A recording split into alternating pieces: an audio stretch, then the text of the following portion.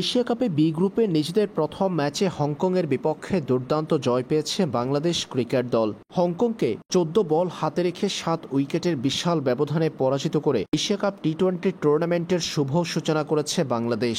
এই জয়ে বি গ্রুপে বাংলাদেশ পয়েন্ট টেবিলে উঠে এসেছে ২ নম্বর পজিশনে। এর আগে বি গ্রুপে নিজেদের প্রথম ম্যাচে মুখোমুখি হয়েছিল আফগানিস্তান ও হংকং।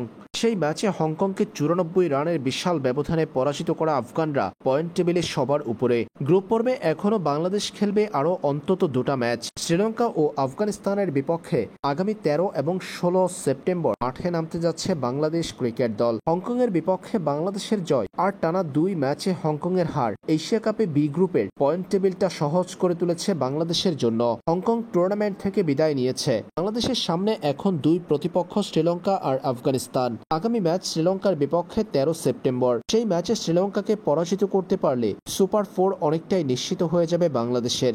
পরবর্তীতে আর আফগানিস্তান শ্রীলঙ্কার ম্যাচের দিকে তাকিয়ে থাকতে হবে না টাইগারদের। সমীকরণ বাংলাদেশের পক্ষে এসে যাবে যদি গ্রুপ পর্বে নিজেদের দ্বিতীয় ম্যাচে শ্রীলঙ্কার বিপক্ষে জয় পায় টাইগাররা। বর্তমানে ২ পয়েন্ট নিয়ে পয়েন্ট টেবিলে দ্বিতীয় স্থানে আছে বাংলাদেশ। শ্রীলঙ্কাকে পরাজিত করতে পারলে বাংলাদেশের অর্জন হবে ৪ পয়েন্ট। সেই ক্ষেত্রে লঙ্কানদের পরবর্তী ম্যাচে জয়ের প্রভাব বাংলাদেশের উপর আসবে না, কারণ মুখোমুখি দেখায় লঙ্কানরা যদি বাংলাদেশের কাছে হারে সেই ক্ষেত্রে নেট রান রেটে বাংলাদেশের থেকেও পিছিয়ে থাকবে শ্রীলঙ্কা। তাই হংকংয়ের বিপক্ষে এই জয় বাংলাদেশকে পয়েন্ট টেবিলে সহজ সমীকরণে এনে দিয়েছে।